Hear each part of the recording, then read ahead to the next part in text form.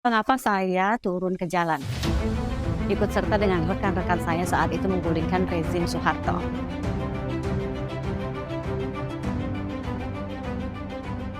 Kata pepatah, sejarah bakal berulang. Buat saya pepatah ini menggambarkan sifat perubahan sosial yang selalu dinamis. Harus ada yang terus-menerus menjaga cita-cita perubahan, mengingatkan, bahkan mengkoreksinya. Kalau teman-teman ingat, hari ini 25 tahun yang lalu terjadi tragedi 12 Mei 1998. Saat itu kami mahasiswa Trisakti ditembaki dengan peluru tajam, dihujani dengan gas air mata.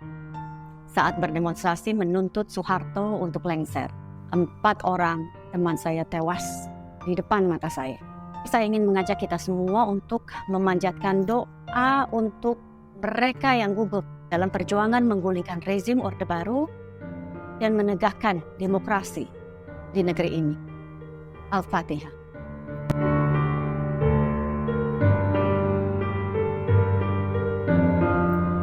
Dahulu kami mahasiswa resah dengan kondisi masyarakat yang kian susah. Rezim otoriter Soeharto gagal mengatasi krisis ekonomi, bahkan kesenjangan ekonomi dan kesenjangan sosial semakin melebar. Sementara rakyat susah, keluarga dan kroni Soeharto justru terlihat menguasai ekonomi dari hulu hingga hilir. Tak hanya itu, buat kami atau siapapun yang hidup di era Orde Baru merasakan betul ketidakleluasaan untuk bergerak. Jangankan melayakan protes, sekedar untuk berpikir, untuk itu aja sudah diintai. Demokrasi benar-benar dibungkam saat itu.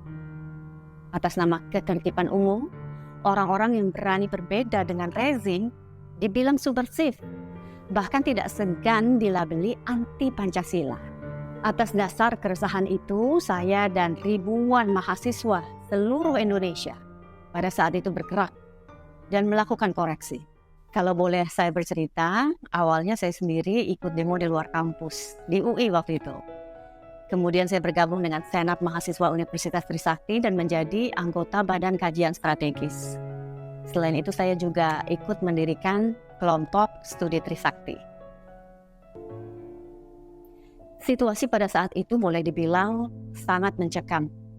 Saya bahkan dulu pernah berpikir, kayaknya nih saya bakal berakhir di penjara atau mungkin lebih buruk lagi. Namun yang membuat saya salut, kebanyakan teman-teman saya nggak gentar.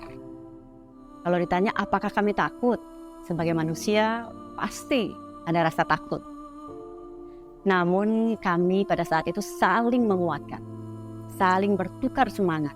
Satu tujuan kami, rezim penindas harus turun, harus step down. Hanya itu cara yang menurut kami bisa kami lakukan agar anak-anak kami tidak hidup dalam ketakutan. Tewasnya teman-teman kami pada tanggal 12 Mei tidak membuat mahasiswa mundur.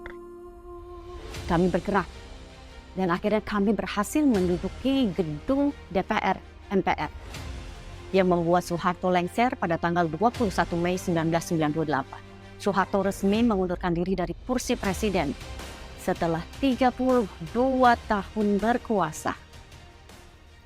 Pesan saya, hingga hari ini, semua kejahatan Orde Baru selalu mungkin untuk berulang.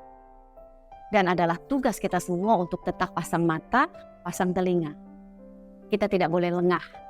Tidak boleh ada benih otoritarianisme yang hadir lagi di bumi Indonesia dalam bentuk apapun. Kriminalisasi aktivis, kriminalisasi kebebasan berpendapat, kejahatan korupsi, kejahatan lingkungan, dan yang lain-lain mungkin saja merupakan benih-benih otoritarianisme yang saya bilang tadi. Dan saya sadar bahwa cita-cita reformasi tidak akan pernah dapat ditanggung sendiri oleh aktor-aktornya.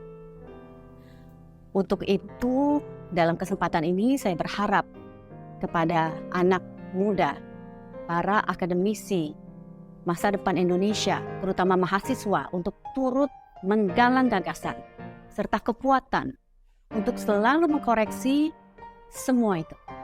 Itulah gunanya mahasiswa, selalu menjadi mata, telinga, serta tangan dari rakyat yang sengsara. Hidup mahasiswa, hidup Indonesia. Lawan.